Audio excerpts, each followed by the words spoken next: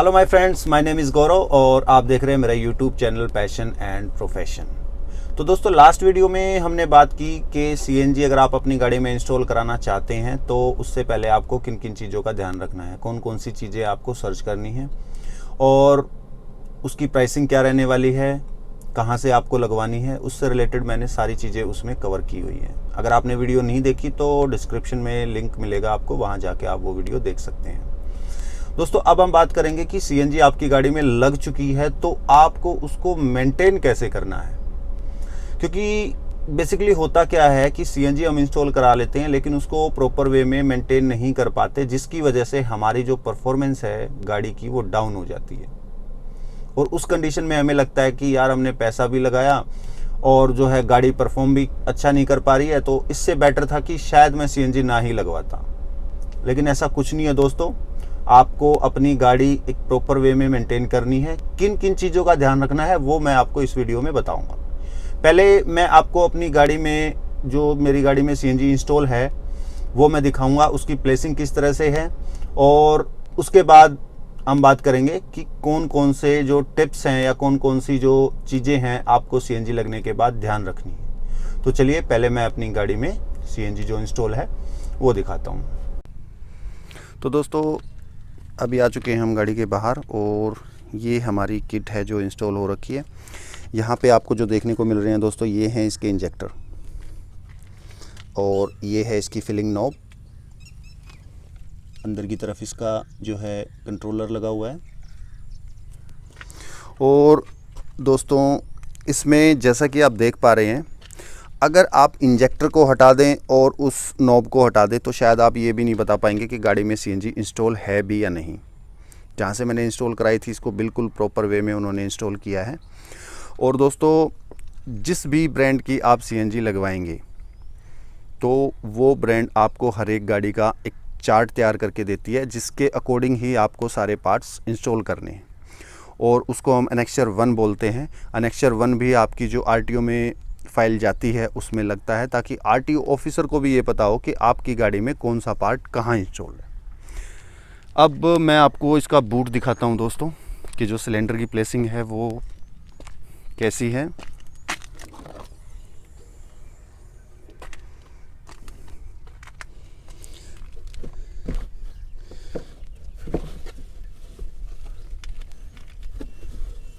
ये देखो दोस्तों, एकदम आप कह सकते हैं कि इसमें आधा इंच जगह भी नहीं है दोनों तरफ। जैसा कि मैंने आपसे डिस्कस किया था कि इसमें आप एक पेयर शूज़ भी नहीं रख पाएंगे, वो चीज़ बिल्कुल सही है कि इसका बूट जो है वो बिल्कुल ख़त्म हो चुका है। तो चलिए अब मैं आपको बताता हूँ टिप्स कि आप अपनी गाड़ी को किस तरह से मेंटेन रख सकते हैं प्रॉपर वे में। तो मैं अभी आपको कुछ टिप्स बताने वाला हूँ। आप उन टिप्स को अगर फॉलो करेंगे तो डेफिनेटली जो आपकी गाड़ी है वो बेस्ट परफॉर्मेंस देगी। तो इन टिप्स में दोस्तों सबसे पहली बात ये आती है कि आप अपनी गाड़ी को जो स्विच है सीएनजी का, उसको आप हमेशा ऑटो मोड पे रखेंगे। ऑटो मोड पे रखने का बेनिफिट ये है कि जब भी आपकी गाड़ी सुबह स्टार्ट होती है, हम सभी जानते हैं कि जो सीएनजी किट हैं वो पेट्रोल में स्टार्ट होती हैं, तो जब भी आप अपनी गाड़ी को सुबह स्टार्ट करेंगे और आप उसको लेके चलेंगे तो दोस्तों वो ऑटोमेटिकली अपने आप सीएनजी में आ जाएगी। उससे पहले जितनी लुब्रिकेशन या जितना टेम्परेचर उसको चाहिए वो उसी के अकॉर्डिंग अपने आप लग जाएगी। जो समर है, समर में थोड़ा सा कम टाइम लेती है सीएनजी में आने में, लेकिन विंटर्स में वो 1.5 से 2 किलोमीटर आराम से आपका लेगी, जिसकी वजह से ये होगा कि आपकी गाड़ी में जो ऑयल के थ्रू लुब्रिकेशन है इंजन में वो डेफिनेटली आपको मिलती रहेगी, जिससे आपके इंजन की लाइफ बढ़ जाएगी। तो दोस्तों, इसके बाद बात करते हैं पार्किंग की, कि जब भी आप अपनी गाड़ी को पार्क करें, पार्क करते टाइम आप इस चीज़ का ध्यान रखें कि वो जो है एक कवर एरिया के नीचे हो, वो छाया में हो, धूप में आप ना पार्क करें। उसका रीज़न एक ये है दोस्तों कि आपकी जो गाड़ी में सीएनजी है वो बहुत जल्दी इवेपोरेट होती है, पेट्रोल और डीजल के मुकाबले वो बहुत जल्दी इवेपोरेट होती है। तो इसका डेफिनेटली जो फ़र्क है आपकी किट पे और आपकी गाड़ी पे पड़ेगा। अगर आप इसको छाया में पार्क करते हैं, अंडर रूफ पार्क करते हैं, तो डेफिनेटली जो है आपकी किट लंबे समय तक चलने वाली है। उसके बाद है दोस्तों कि आपको जो गाड़ी के एयर फिल्टर हैं वो आपको टाइम टू टाइम क्लीन और रिप्लेस कराने हैं। अगर आप 2 महीने में कम से कम एक बार उसको निकाल के अगर उसकी डस्ट को साफ़ कर देते हैं तो आपकी गाड़ी के अंदर जो इंजन में जो एयर जाती है वो एयर का फ्लो बढ़ जाएगा और उसको एक क्लीन एयर मिलेगी, जिसकी वजह से आपकी गाड़ी का पावर और पिकअप डेफिनेटली इंक्रीज़ होगा। अगर किसी टाइम आपको ये लगता है कि भाई आपकी गाड़ी जो है थोड़ा सा चलाने में दब रही है या वो परफॉर्मेंस नहीं दे पा रही जो पहले थी, तो आप जाके अपनी गाड़ी का एयर फिल्टर निकालें और उसको किसी भी टायर पंचर वाले के पास जाके उसको एयर प्रेशर उस पर लगवा के उसको क्लीन करा लें। तो उसके बाद जब आप उसको दोबारा लगाओगे तो डेफिनेटली आपको परफॉर्मेंस में आपको फ़र्क ज़रूर दिखेगा। फिर बात आती है दोस्तों स्पार्क प्लग की। आपको रेगुलर इंटरवल पे मे बी 15 to 20,000, वो डिपेंड करता है कि आप किस तरह से गाड़ी को चलाते हैं, आपका ड्राइविंग स्टाइल क्या है, उसके अकॉर्डिंग आप अपने स्पार्क प्लग को चेंज करवा सकते हैं। जब भी आपकी गाड़ी लो आरपीएम पे झटका लेना स्टार्ट कर देगी, यानी इसके जो आरपीएम है वो फ्लक्चुएट होंगे और आपको ऐसा लगेगा कि लो आरपीएम पे जब आप गाड़ी को एक्सेलरेट कर रहे हैं तो गाड़ी आपको झटका देना स्टार्ट कर देगी, तो आप समझ जाना कि आपकी गाड़ी जो है स्पार्क प्लग की डिमांड कर रही है। तो उस केस में आप जो है स्पार्क प्लग चेंज करवाएं ज़रूर। और अगर हम स्पार्क प्लग की बात करते हैं तो सीएनजी के अकॉर्डिंग ही आप स्पार्क डलवाएं। बहुत सारे स्पार्क प्लग आते हैं, आप कंफ्यूज हो जाएंगे। आप सीधा जाके अपना जो स्पेयर पार्ट वाला है उसको जाके बोलना कि मेरी गाड़ी में सीएनजी इंस्टॉल है और मेरे को सीएनजी के ही अकॉर्डिंग स्पार्क प्लग चाहिए, तो एनजीके के स्पार्क प्लग वो आपको देगा, जो कि मेरे ख्याल से सबसे अच्छे होते हैं एनजीके के स्पार्क प्लग, और वो आप अपनी गाड़ी में इंस्टॉल कराएंगे। उसके बाद 15 से 20 हज़ार किलोमीटर आप फिर से आराम से जा सकते हैं।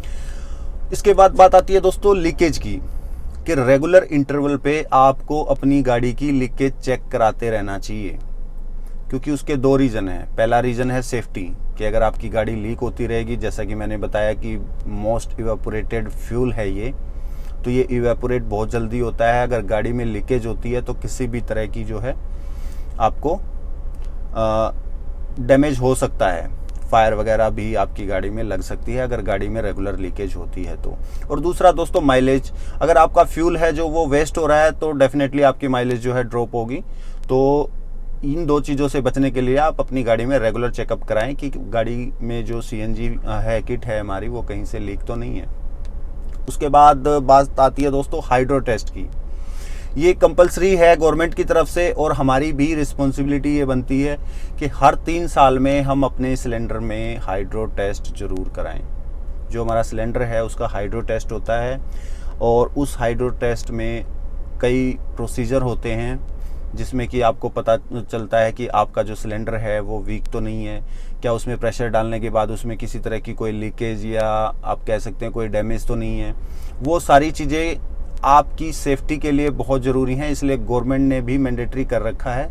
एक कॉम्प्लायंस प्लेट आती है, अगर आपने देखा हो दोस्तों, एक एल्युमिनियम की प्लेट आपके गाड़ी की चेसी पे लगती है जिसमें ये मेंशन होता है कि इसका जो नेक्स्ट हाइड्रो टेस्ट है वो कब ड्यू है। और गवर्नमेंट ने सीएनजी पंप को भी ये इंस्ट्रक्शन दे रखी है दोस्तों कि अगर आपकी कंप्लायंस प्लेट अपडेट नहीं है या वो एक्सपायर हो चुकी है तो वो आपकी गाड़ी में सीएनजी फिल ना करें। अब इसके बाद आता है दोस्तों फ्यूल टैंक। हम सोचेंगे कि भाई सीएनजी लगने के बाद फ्यूल टैंक का क्या काम, लेकिन यहाँ पे आपको इस चीज़ का ध्यान रखना होगा कि आपको अपनी गाड़ी में मिनिमम 50% तो फ्यूल रखना ही होगा, क्योंकि दोस्तों आपकी गाड़ी में जो फ्यूल पंप है, आपकी गाड़ी पेट्रोल पे स्टार्ट होती है तो फ्यूल पंप हमारा रेगुलर जो है काम करता रहेगा। अगर आपकी गाड़ी में पेट्रोल नहीं है और उसकी वजह से ये हो सकता है कि आपकी जो फ्यूल पंप की मोटर है वो डैमेज हो सकती है। वो पार्ट काफ़ी कॉस्टली है, उसके बगैर आपकी गाड़ी नहीं चलने वाली, चाहे भले ही आपकी सीएनजी में हो, लेकिन उस पार्ट को मेंटेन रखने के लिए आप अपनी गाड़ी में मिनिमम 50% फ्यूल ज़रूर रखें, क्योंकि वो मोटर है इस तरह से डिज़ाइन की गई है कि वो फ्यूल के अंदर रहेगी तभी जाके वो अच्छे से काम कर पाएगी, नहीं तो वो नहीं चलेगी। इसके बाद बात आती है दोस्तों थ्रोटल बॉडी की। थ्रोटल बॉडी एक ऐसा पार्ट होता है जो आपके फ्यूल को एयर के मिक्सचर के साथ आपके इंजन में भेजता है, जो कि हर एक गाड़ी के लिए बहुत ज़रूरी है।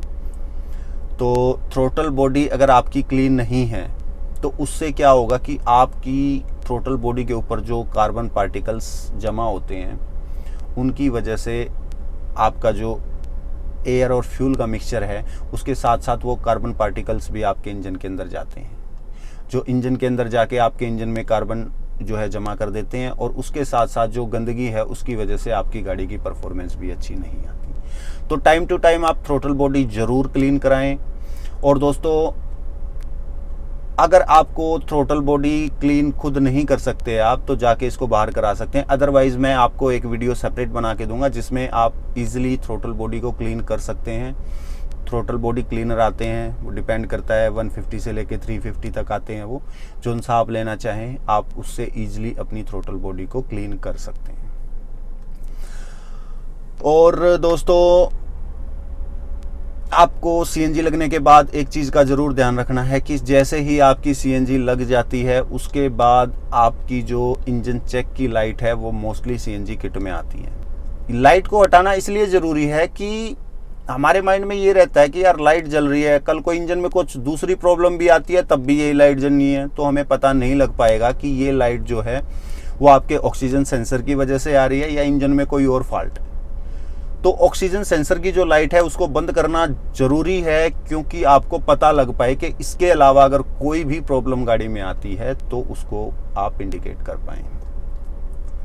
तो दोस्तों, ये थे कुछ मेंटेनेंस के टिप जो आप फॉलो करेंगे तो डेफिनेटली जो आपकी गाड़ी है वो बहुत अच्छा परफॉर्म करेगी। और दोस्तों, अगर आपको ये वीडियो अच्छी लगी तो प्लीज़ इस वीडियो को लाइक, शेयर और कमेंट ज़रूर करना। और दोस्तों, सीएनजी से रिलेटेड अगर आपकी कोई भी प्रॉब्लम, मैं आपको ये चीज़ क्लियर कर देता हूँ, मैं कोई एक्सपर्ट नहीं हूँ, लेकिन मेरा इन चीज़ों में इंटरेस्ट है। जो भी आपका सवाल होगा डेफिनेटली मैं उसका आंसर ज़रूर दूंगा, चाहे मैं उसको नेट पे सर्च करके दूं या किसी अपने फ्रेंड से जो है सजेशन लेके दूं, लेकिन मैं उसका एक प्रॉपर सॉल्यूशन आपको निकाल के दूंगा, ये मैं आपसे प्रॉमिस कर रहा हूँ। तो दोस्तों, जाने से पहले वीडियो को लाइक, शेयर एंड कमेंट करना और चैनल को सब्सक्राइब ज़रूर कर देना यार, क्योंकि वीडियो बनाने में बहुत मेहनत लगती है। अगर आपका प्यार मिलता रहा तो मैं डेफिनेटली आगे ऐसी वीडियो लेके आता रहूँगा। तो मिलते हैं नेक्स्ट वीडियो में, तब तक के लिए